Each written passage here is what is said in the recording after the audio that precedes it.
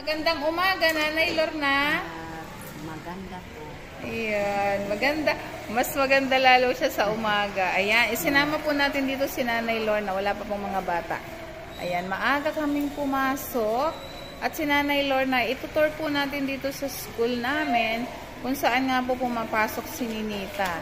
Ayan. At alam nyo ba? May dala-dala siyang papel. Asa na yung booklet? Yung libro? Yung book mo? Kay Ninita. Oh. Mamaya, habang naghihintay tayo, si Nanay Lorna, ituturuan din natin dito. Ayan, malayo ba school ni Ninita, Nanay? Malayo, no?